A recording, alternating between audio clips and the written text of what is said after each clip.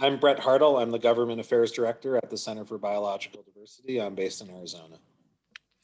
Great. So it's actually it's actually quite a big day today in US politics. So a lot of what we think might not be possible could now be possible in Biden administration, even though it's going to be quite close. So it has not officially been called yet, but it seems like Georgia have the Democrats have wanted to Georgia Senate runoff races.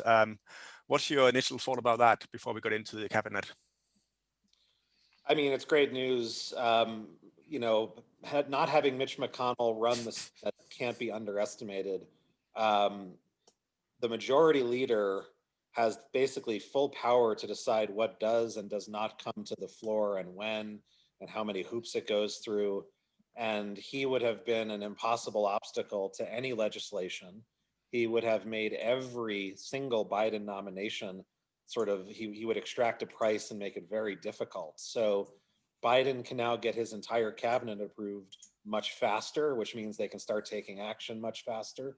They're going to be able to pass critical legislation, even if it is just by a one-vote majority, that repeals some of the worst things that happened during the Trump era, and really does get us on the right path. So yeah, I mean, it's a huge victory, an incredible sigh of relief, and amazing accomplishment for Reverend Warnock and John Ossoff. Absolutely. So if we start looking at Biden's cabinet, and I think one thing that's been reported is that obviously he's promised, first of all, his promise about diversity has come true, and also the fact that climate in some way or another is going to touch the whole of the cabinet. So let's start at the top, and let's start about Ron Klain, the chief of staff. Yeah, I mean, Ron Klain obviously is kind of a person that's been part of the Democratic establishment for a long time, but has always had a strong interest in environmental issues, as does his wife. That they do personally care about the environment greatly, and yeah, having a chief of staff that believes in science, and also, I think more importantly, really pushes all of the people in the White House and the agencies to take action, aggressively, is really key, because the chief of staff is the one that first and foremost personally implements Biden's agenda. So having someone like him in that position, it's great. I mean, we'll see what they do, but it's a great signal that they're going to take it seriously. Absolutely. And we have another newcomer from the Obama administration, Gina McCarthy, who's going to be the National Climate Advisor. Yep. She was leading the EPA under I think, was it Obama's last term. Obama. Right. Yeah, that's right. I mean, Gina McCarthy has been, I mean, her whole life has been dedicated to working on air pollution and climate issues, and having this domestic, high-level White House office that's not just one person. She's also got a deputy, plus more staff. But again, it's about bringing every agency into the fold and making them do things. That's huge. Like, agencies by nature are bureaucratic and have a lot of inertia that has to be overcome, and having these outside forces pushing all of the agencies to take bold climate action is really needed, because let's be honest, the clock is ticking. It's ticking every day.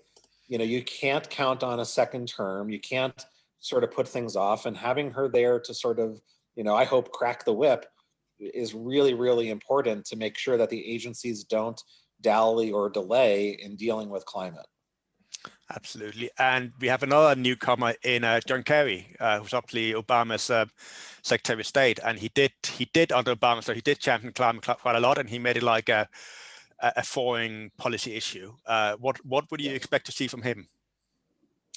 I mean, obviously he was instrumental in the Paris Agreement and getting the U.S. on board. I mean, obviously this may be kind of like nerdy minutia, but the United States Senate is very adverse these days to signing any treaties. And the Paris Agreement was a really clever way of basically getting us involved in climate action without having to deal with our totally intransigent Senate. So I expect, that Kerry will, obviously, as just a prerequisite, we're going to be rejoining Paris. But what I hope that happens is that he also pushes, obviously, the United States to increase its own, nationally determined contribution levels and raise our own ambition so that we send the right signal to the rest of the world that we are actually truly serious. Because the United States has like the largest historical share of the pie when it comes to emissions, but that he also then helps other countries increase their ambitions. Like we've already seen this beginning in the last few months with nations sort of stepping up, upping the ante about what they're going to do under the Paris Accords. But obviously more still needs to be done. And I think that's going to be his primary role, which again is obviously very exciting. We've had to live through the last 4 years of Trump. Absolutely. Brian Deese, I saw a thread by Bill McKibben, who actually couldn't praise him enough. What do you think he could bring as the director of the National Economic Council? Well, I mean, Brian, he was in the Obama White House doing climate work. He went to BlackRock to try to increase their sustainability. Yeah. I mean, some have criticized him for working there, but I think, from everything we've heard and from reading, what Bill McKibben said, I mean, Brian Deese is someone I think that also, again, truly cares. And having someone bring a climate change perspective into the National Economic Council, is a recognition that the economy and climate and our environment are deeply intertwined. I mean, the last year, if it didn't teach us anything else, I would hope it would teach the world that we can't ignore the destruction of nature and the environment and expect that it's not going to have an economic consequence. And having him there, bringing in climate into these conversations, into domestic policy is critical. I mean, Donald Trump basically loaded his entire economic council with industry insiders and corporate interests that did not care about people or the environment. So again, it's like a complete sea change and fairly unprecedented to have someone like him in that position. Yeah, and let's move on to some of the specific climate what the Biden administration called actually the climate nominations. And one of the things I think is going to be, from my perspective, is going to be one of the key one is the EPA. Michael Regan has pointed, because EPA has come under attack under the Trump administration, probably more than any other body, and they can't remove the EPA's ability to actually regulate. Yeah. So there's obviously be quite a few things that need to happen there from actually a Biden point of view. So what do you think when he gets to office on the first day, and considering he is going to be appointed, he wins, the Senate is going to confirm him, what will Michael Regan's first task be? And obviously, what do you think about the nomination of Michael as well? Yeah, I mean, again, I think generally there's been really positive reception to his nomination. There were some current concerns with some of the other names that were considered for the position. He has an enormous task ahead of him because one, he's got to deal with an agency that Trump and the Republicans spent years hollowing out, crushing morale, cutting staff, cutting budgets. Rebuilding the agency in of itself is a massive critical first step because they just need to feel like they're empowered to do the right thing again. I mean, I don't know what he does first because in my mind, it's almost like everything has to start going simultaneously. We've got to deal with water pollution, air pollution. I think truly bringing in environmental justice in a meaningful way, so it's not just sort of an afterthought or a token gesture, is going to be very, very important. There are a lot of tools under the U.S. Clean Air Act that can really address the core sources of emissions. And, rulemaking takes time, developing this takes time. None of it's going to happen overnight. But I do think that they will probably very quickly move to reinstate aggressive, greenhouse gas limits from the power sector. President Biden has committed to completely decarbonizing the electricity sector by 2035, which is a hugely ambitious goal. And doing that's going to require, a lot of sort of agency efforts. So I don't know what comes first per se, but I do think that my hope is that he comes in and on day one, it's just like, okay, we have a lot to fix, and they get started on everything as fast as possible. Yeah, let's hope.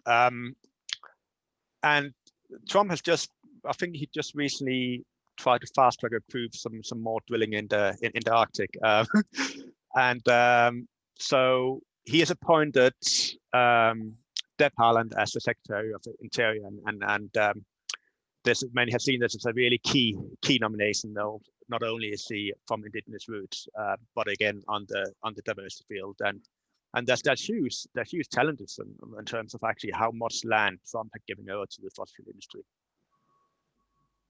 Yeah, I mean, I think the nomination of Deb Haaland is the most, I think, truly inspirational, bold choice that Biden has made of all of his picks. I mean, not only obviously the first indigenous person ever for any cabinet post across the government, but this is the right position because the Department of Interior, has this trust sacred obligation to help the tribes, which they have fallen short on so many times. So even just into that, it's an enormously important act by Mr. Biden, by the president-elect, to do this. I'll say this too, like I think Representative Haaland is just an extraordinary person. Like her own career and where she came from, this is someone who was homeless at one point, made her own way in the world, single mother, just an extraordinary biography to become a member of Congress, one of the first indigenous members of Congress, and now to be the Secretary of Interior is just phenomenal.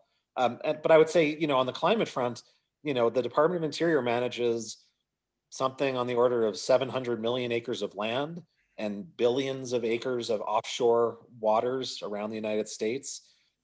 The fossil fuel contributions from all of that drilling is like a quarter of US emissions. And obviously places like the Arctic Refuge, like one of the most pristine refuges on the planet, open to drilling like literally today, is, just a terrible legacy. And she will be able to very, very quickly undo some of it.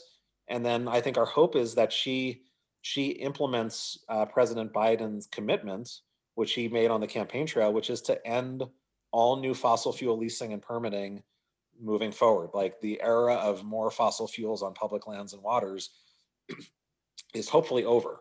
And for her to try to make as much of that permanent and to sort of bring back environmental stewardship to the DOI. So yeah, I mean, it's extraordinarily important and just a great choice. And she's got a lot of work to do as well.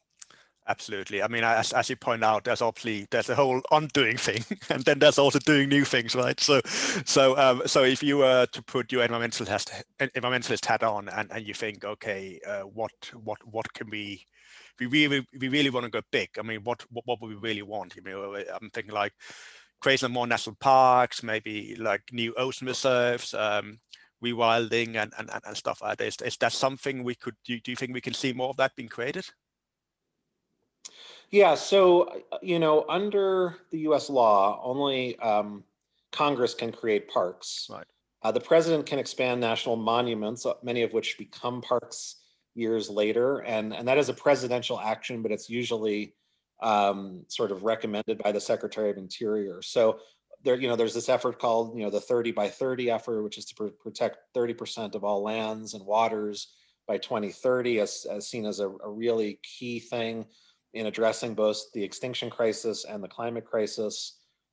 So yeah, having her change the mindset that most of our public lands in the United States, unfortunately, are basically open for development and resource extraction, that the overwhelming majority are, in fact. And to really change that to be that they are for the public in perpetuity, to protect our public lands, to save the climate, again, will just be huge. She can't do everything just by herself because some of it is reserved to the president and Congress. Yeah. But they can create new wildlife refuges. The Department of Interior can do that.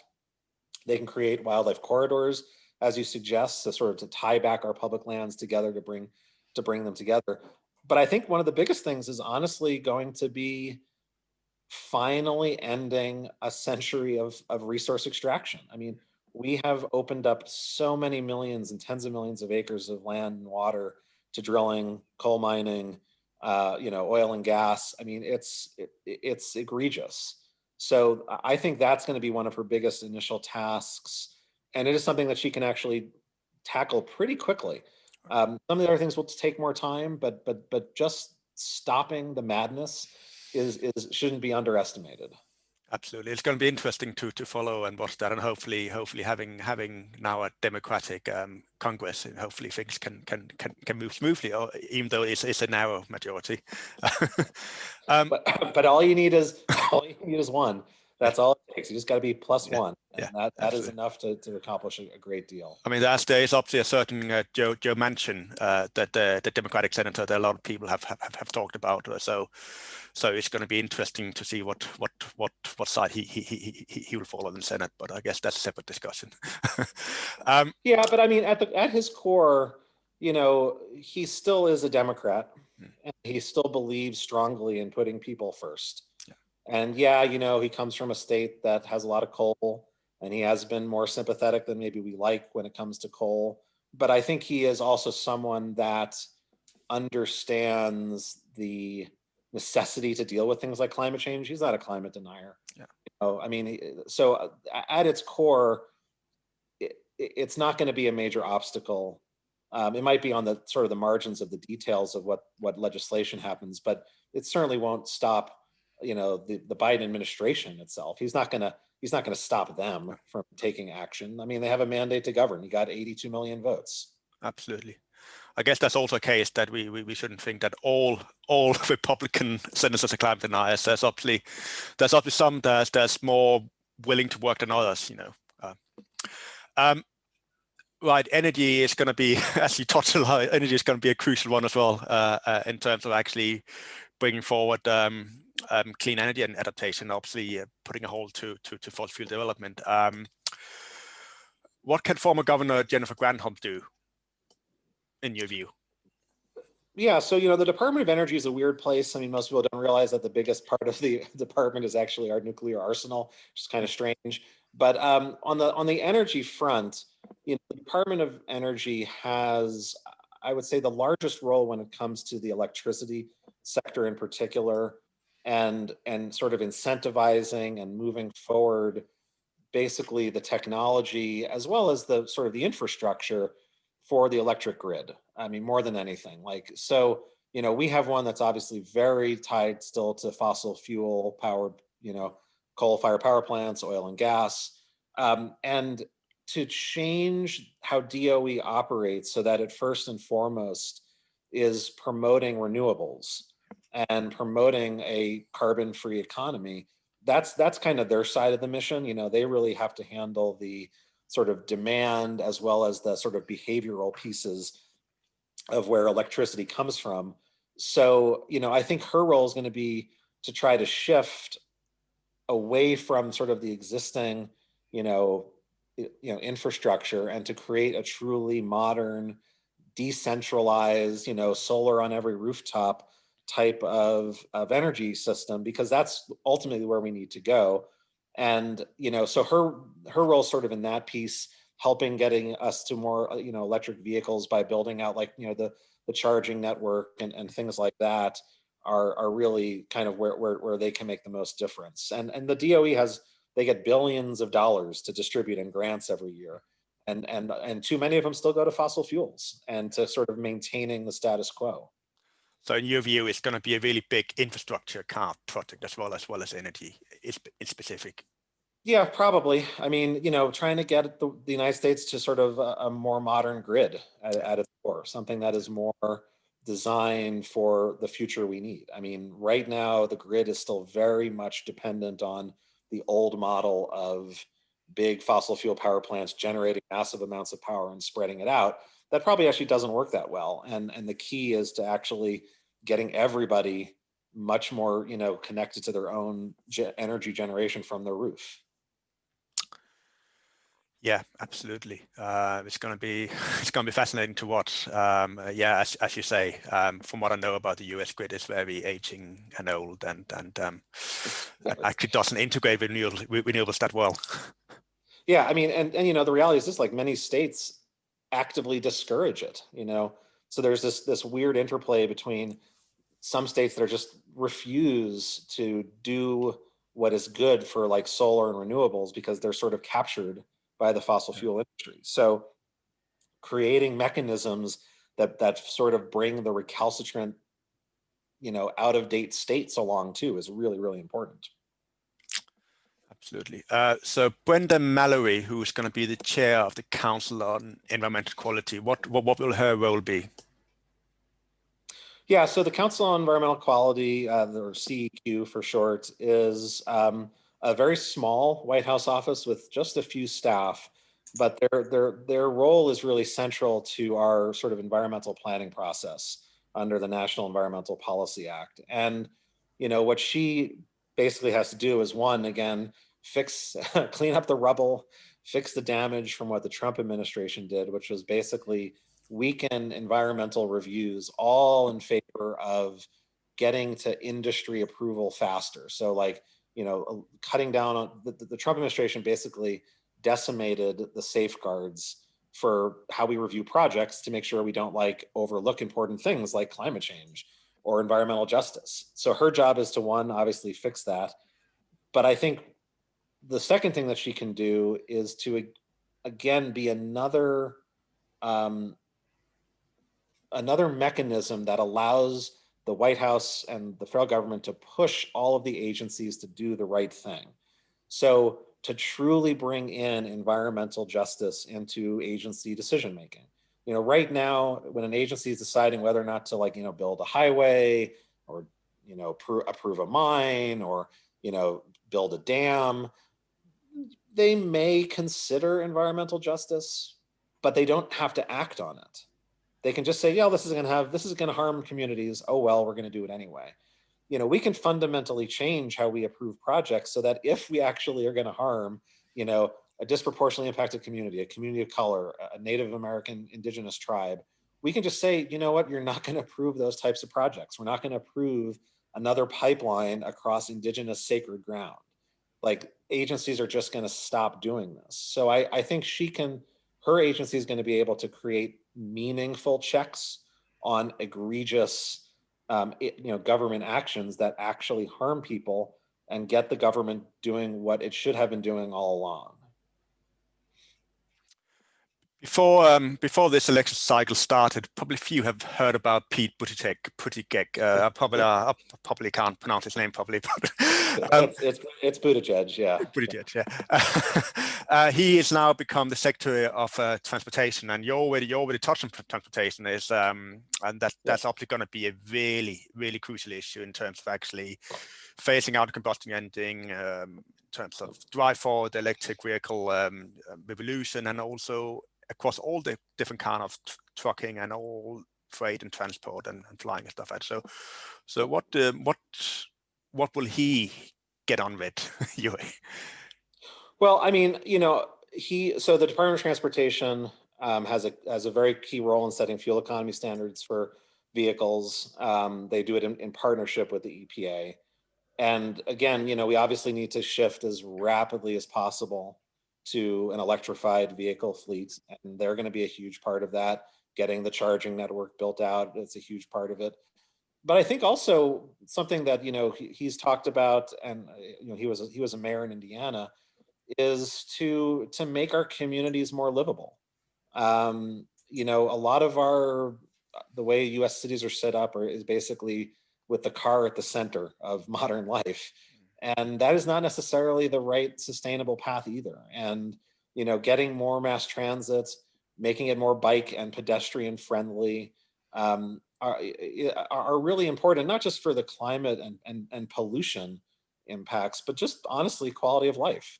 And, we see European cities starting to go down this trend of keeping cars out of the city center and recognizing the plague that combustion engines are. So I think it's definitely electrifying the fleet, but then also rethinking how we design our cities and our roads in the first place so that it's not designed the way that we've been doing it. And I think Buttigieg, he gets that and he cares about it. So it's exciting. We really haven't had someone in that role before that has, I think, really truly understood that. So, it'll be interesting to see what happens. Yeah, and obviously you talk about how we redesign our cities and rebuild and stuff like that. So I just wonder if you think like Congresswoman Marcia Foote, who is going to be Secretary of Housing and Urban Development, that slightly ties into that issue. Yeah, I mean, yeah, no, the way we house people has been, it has perpetuated economic inequality, and it has set different groups of people back over the years. And this is not a new problem.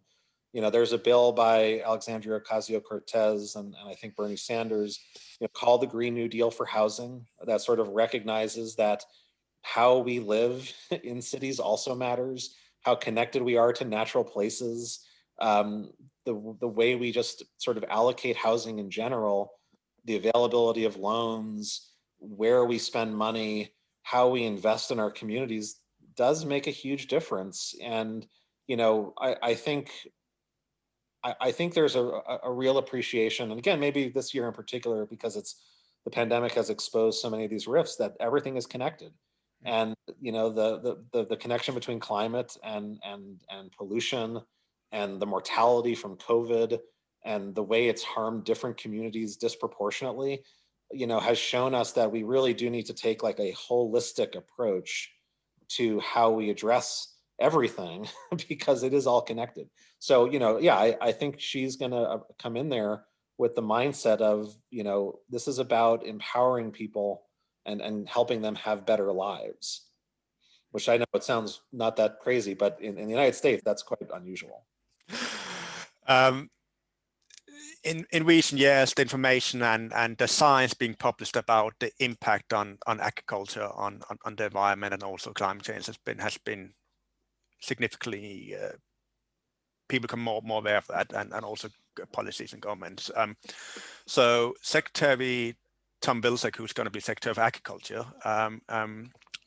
which is obviously going to be a really big big portfolio. What kind of can we expect from him, and what should he first tackle?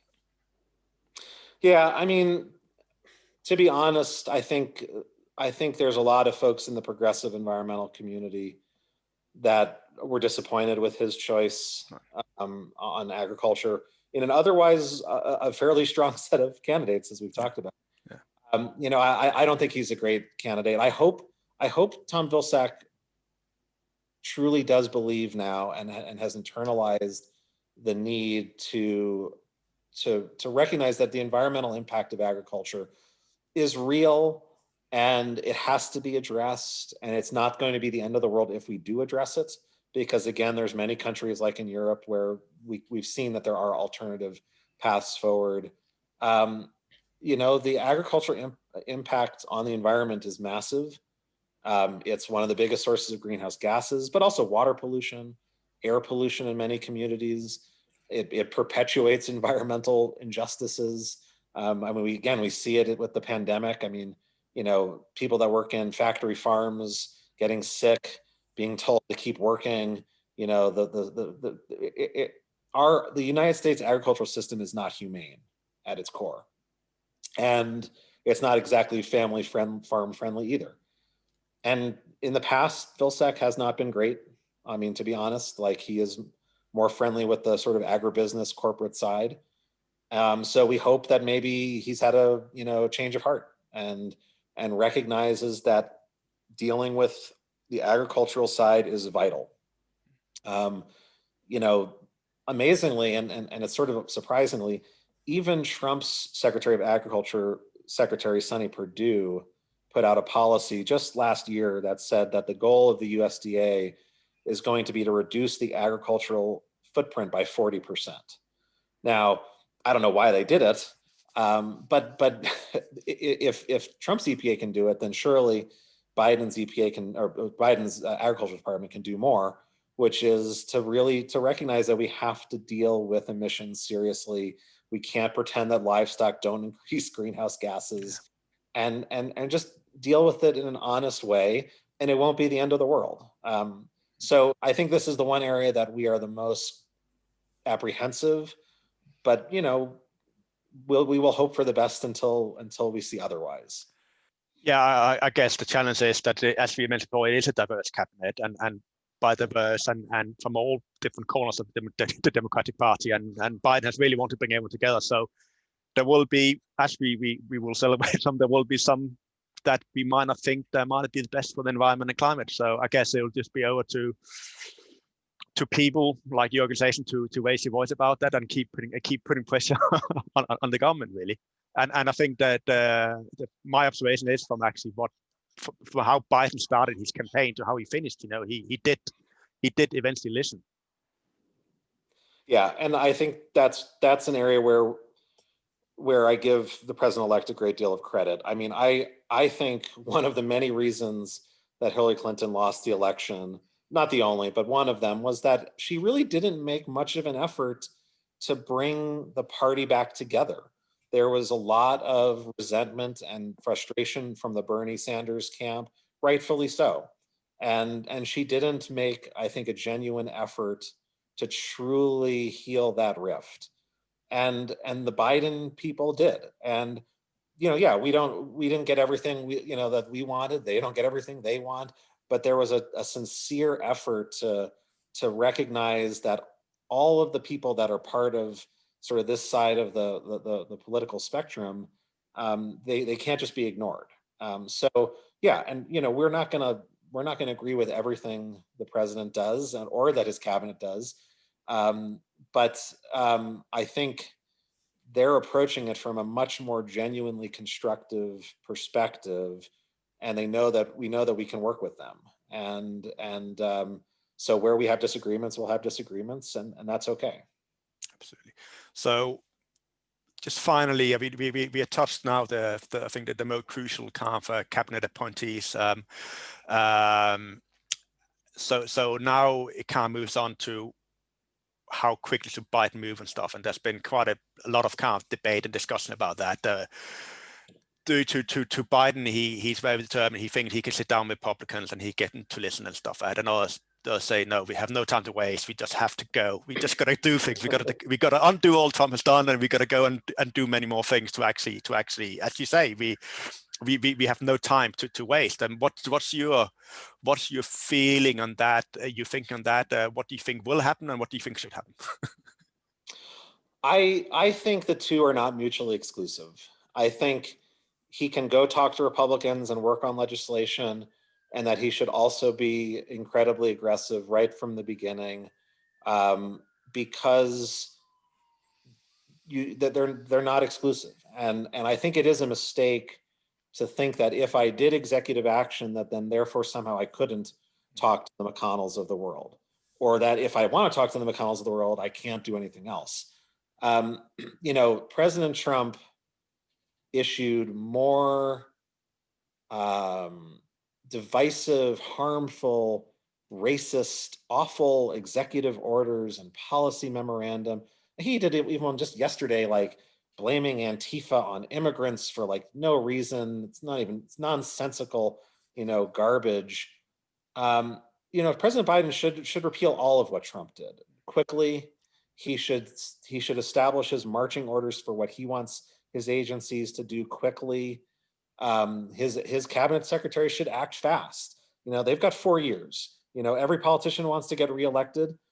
We hope, obviously, that he does, but you can't count on that in life. And it's a mistake to sort of patiently wait and sit on your hands and lose a year of time if you've only got 4 years. A lot of good progress that if you really want to lock it in for sure, you got to get started immediately.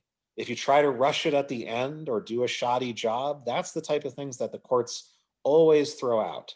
So if they really want to take full opportunity of the time they have in the White House, they shouldn't wait a day.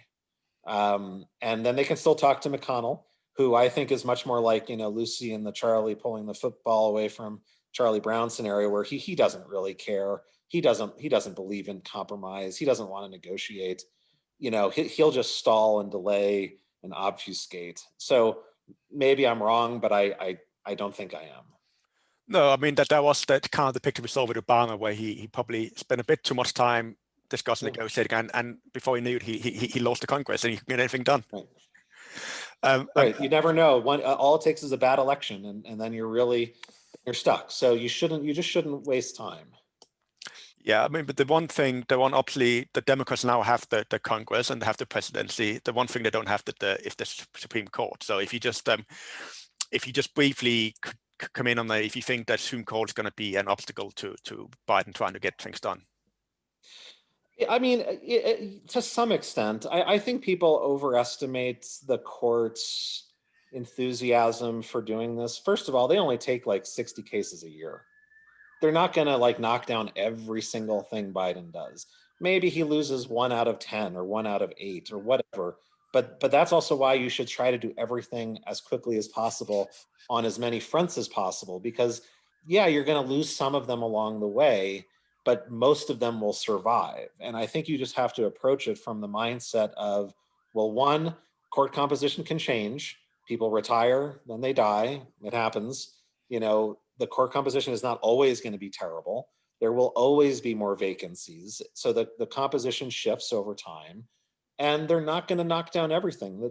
Judges still have integrity. They turned away all of Trump's utterly garbage lawsuits, right? Like they're not, even though they are partisan and ideological, they are not ideological partisans. Like they have integrity. So I think, it's always a risk. You will always get sued, but that shouldn't deter you from taking action. Absolutely, and I think that's a good round off, and I think that many kind of climate advocates and environmentalists around the world will probably breathe a sigh of relief now that actually after 4 years of nightmare for actually seeing everything eroding from the biggest economy and second biggest polluter in the world, which is needed to actually deal with the climate crisis. Think things can now start to move in the right direction again. Yeah, I mean, it's almost over. So, I mean, I think, yeah, it's, we still have a long way to go, but I think there's hope that finally, I just think about where we were in the Obama era, even the Clinton era, where, Hillary Clinton said to activists like, get a life, when we said stop new drilling. She actually said, just, get a life. Like 4 years later, every single Democratic candidate for president agreed that we should stop all new drilling. And I think the recognition is that we are really at the crisis point, and that it cannot wait any longer. And that was not always the case. So, yeah, the United States were a little slow to the to the party, and we're a little bit behind the curve. But I think finally we understand what we need to do.